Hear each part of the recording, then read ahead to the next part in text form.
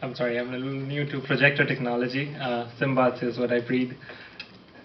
So Kurt has given some really good context on what we're doing and why we are doing it. I'll delve a little bit deeper into the technology of what we're doing it. And this might be a little exciting for me. I might get too excited, but Boris, the funny one, he'll come up next and wake everyone up. Um, I think Kurt has, just to start off, the name of our platform. We call it the SymBot. It derives from the company name, and it comes up from the word symbiotic. So everything, it meshes in seamlessly. The SymBot platform is what we do everything on: environmental products, mining products. Everything works on the SymBot. Now, the first question to answer is, what is a SymBot? In essence, it's an industrial PC. We are trying to move away a little bit from the PLC world. For control applications, PLCs still rule, but for monitoring applications, I think we can do better. So PCs are the way to go. And this is not just me saying it because we work with them. It's just there's a lot of studies there, a lot of papers that actually derive that.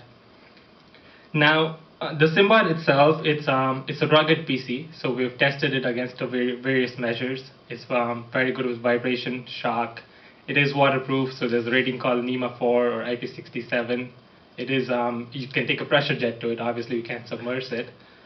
It's very versatile. That is the biggest key factor for the SymBot. We use the same product on a vehicle underground, and we use the same product up in Baffin Island to monitor environmental parameters. So it can take -40, it can take +60 or +80, and it's the exact same platform with different software on it. Now, the question that comes up sometimes is that why not just put a data logger in? Why do the overkill? Why put a SymBot, which is a complete PC on a machine? Why just measure 5 parameters using a PC? Now, we're not just collecting data here. That's 10 years behind us. What we are doing is we're collecting data, we're analyzing it, we're transmitting it out, and we're also making sure we're not incurring extra costs by transmitting everything. We're only transmitting what's required. Now, the SymBot, as I said, it can operate in multitude of environments. It can use Wi-Fi if that's available. In Baffin Island, it uses satellite to do the transmission. If there is no satellite, or if you don't want to spend the money on satellite, you can do cellular too. So there's a variety of options as far as transmission goes, and we're always adding to that list as requirements come up. It is very configurable, so you can put it in a vehicle in a really inaccessible spot if required, and it can be remotely configured as long as there's a network. So you do not need to get to a SymBot each time. The SymBots we have in Baffin Island, we reset it from here if required. We perform maintenance on it from Setri if required. So that saves a lot of money. Oh, that does work. So the next slide, this is more on the software that's on the SymBot and the other features that it provides. Until now, I've talked about how rugged it is and how versatile it is. Now, what benefit does all that provide? The first thing is it provides an information channel from device to data management systems. So if you were to imagine a mobile equipment underground, right now there are potentially data loggers which can collect the data and store it there. You need to have a person go in and grab the data. If you were to imagine a data logger sitting and gathering environmental data in a northern region, is still doing that and just sitting there. Someone needs to go and grab that data. What the SymBot does through its communication channels is to provide that data into information management systems directly. That is a lot of time saved, and not to mention money saved. It's an open platform. Again, there is competition to every single device in the world. Same with the SymBot. There are other devices doing similar things, not as well, of course. But they are proprietary systems. They're not open systems. We are not trying to push customers into a vendor lock-in. We're not saying that you have to buy everything that comes with the SymBot. The SymBot can interface with anything that's out there. And if it doesn't interface with it right now, we'll make it interface. The messaging structure is known. All our protocols are published if required. It is provided to the customers. We use open standards. Some of them are IRDs, which is the data standard for mining. It's been pushed big time by Vale. I think Xstrata is on board too. And these are standards which are not just in Sudbury or in Ontario. These are standards coming up across the world, being used by mining companies across the world. Now, just transmitting data, that's fine, but we wanted to take it a step further. With SymBot, what it does is, in situations, it can provide decision support. And what that means is it can assist the operator, the supervisor, the managers up on the surface to make better decisions. Instead of seeing a screen full of raw data, we can provide you either alerts, alarms, or a nice graph to look at the data. The other thing, it's one of the features, it can provide hazard warnings to operators underground. So if an operator sees an unsafe, or the SymBot detects an unsafe situation 100 feet ahead, it can just warn the operator, hey, don't go there.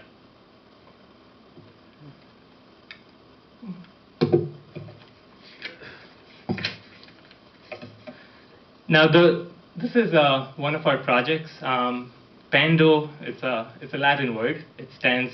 It means to extend, and that's what the SymBot does. It extends all infrastructure around it, makes it better.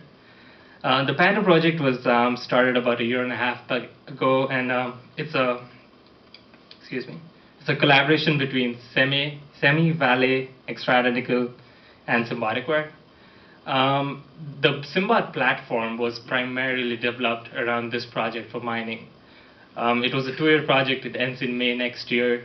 And one of the biggest outcomes for this project was that the product was developed in tune with customer requirements. Most small companies tend to do a situation where they'll create a product which is really amazing from their perspective, but it's useless to customers. The SymBot was developed keeping the customer in mind, getting regular feedback from the customers. Now, as of now, and at least to our understanding, there's not a lot of real-time data being collected. There's a lot of use of the word real-time. People consider collecting data once every day real-time. People consider collecting every 5 hours real-time. But that's, again, it's near real-time. It's just laziness on the part of, I think, developers and suppliers to call it real-time. Again, we're not claiming to do it every millisecond, but we've reduced the interval to a few minutes or a few seconds.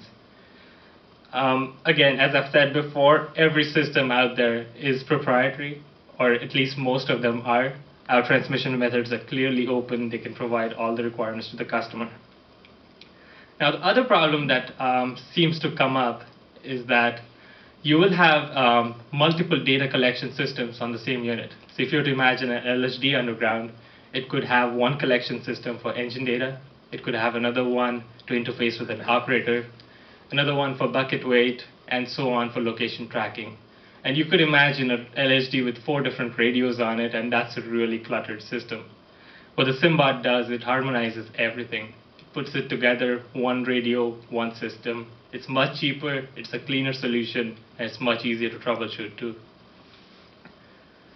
And the data, as far as the data is concerned, we can do multiple things with the data. We can push into new existing data management systems. So in the case of, say, Vale, that'd be Pi. That's what they use. In other cases, we can put it into our own databases as required by the customer.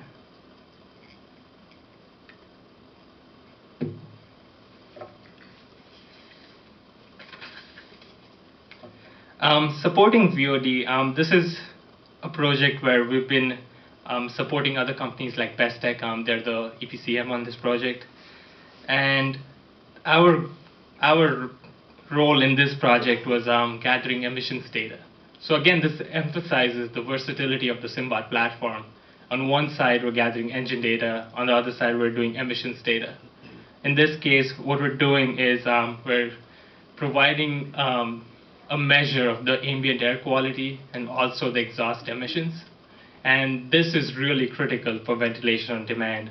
And the overall goal, as we understand, is that this data will be used to create a correlation between engine load factor and the ambient air quality, which allows for better ventilation on demand, or to predict better.